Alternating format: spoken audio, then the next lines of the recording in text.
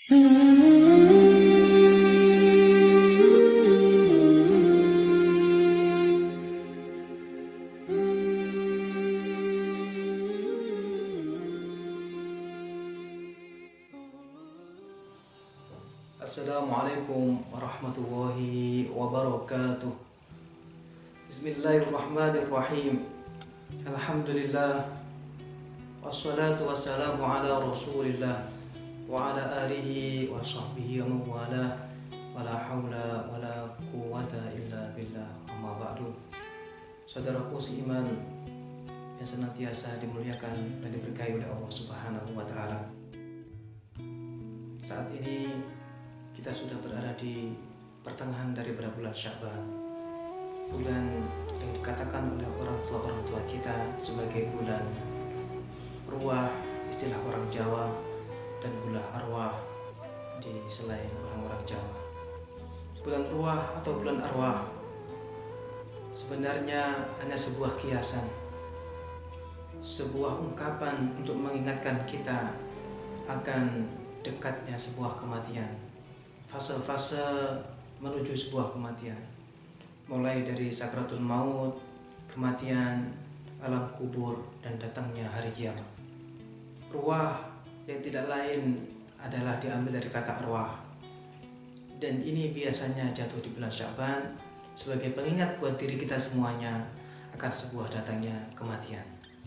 Kematian datang tidak mesti kepada orang-orang yang sudah lanjut usia. Kematian datang tidak kemudian mengkhabarkan sebelumnya dan akan datang tiba-tiba. Dan kematian itu biasanya yang bisa membuat kesadaran kepada banyak orang.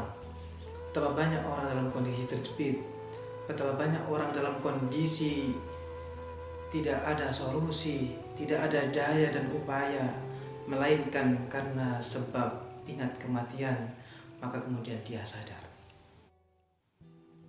Itulah sebenarnya hikmah daripada bulan arwah, bulan Sya'ban, di mana kita dianjurkan untuk menziarahi makam orang tua kita, diperintahkan serta dianjurkan untuk datang ke kuburan untuk mengambil sebuah pelajaran akan kematian. Dengan begitu kita akan menyambut datangnya bulan Ramadan dengan semangat, dengan motivasi tinggi, karena ingatnya kita dengan kematian, maka insya Allah kita akan sangat memaksimalkan, memanfaatkan waktu yang ada, menyambut bulan Ramadan dengan sebaik-baiknya dan semaksimalnya. Kenapa? Karena kita akan mati, dan mati itu membutuhkan sebuah amal kebaikan. Maka ini hikmahnya. Oleh karena itu diceritakan oleh Abu Bakar al-Ismaili bahwa Al-Khalifatul Thaniyah, khalifah kedua Sayyidina Utsman bin Affan, beliau tidak menangis ketika diceritai tentang adab neraka. Beliau tidak meneteskan air mata ketika beliau diingatkan dengan fase-fase kehidupan akhirat. Dan beliau juga tidak menangis ketika beliau diceritai tentang kejadian-kejadian nanti di hari kiamat. Namun begitu, Sayyidina Utsman bin Affan radhiyallahu anhu, beliau meneteskan air matanya pada saat beliau diceritai tentang kuburan. Beliau meneteskan air mata saat mendengar cerita kondisi orang di dalam kubur.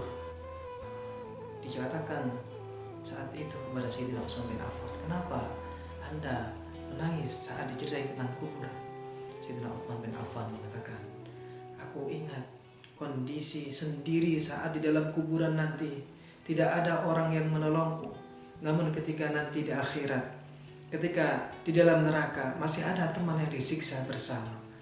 Ketika di hari kiamat, fase yang dijalani begitu sulitnya oleh manusia, masih ada teman yang sama menderita. Namun di alam kubur, nanti saya akan sendiri. Bagaimana saya bisa mempersiapkannya? Saudaraku seiman, dimanapun kita berada, dalam rangka menyambut datangnya bulan suci Ramadan, maka kita diingatkan dalam satu hadis baginda Rasulullah SAW, innamal qabru raudhah min riyadil jannah aw hufrah min hufarin niran. Sungguhnya kubur itu ada kalanya berupa taman-taman surga dan ada kalanya kubangan dari kubangan neraka.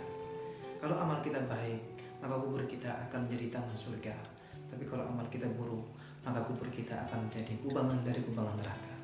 Maka saudaraku seiman, wasiat buat diri kita semua tidak lain memaksimalkan datangnya bulan suci Ramadan, dan kita maksimalkan nanti kesempatan yang luar biasa saat kita bertemu dengan bulan suci Ramadan. Mudah-mudahan Allah berikan umur panjang kepada kita semuanya, ditakdirkan oleh Allah bertemu dengan bulan suci Ramadan, dan Ramadan datang kepada kita membawa dampak yang sangat baik kepada kita, memberikan manfaat yang baik kepada kita, dan kita keluar dari Ramadan bagaikan anak yang baru dilahirkan dari perut ibundanya. Ada hikmah dan manfaatnya. Ihdinas shiratal mustaqim wa wal muwaffiq ila aqwamit thoriq. Assalamualaikum warahmatullahi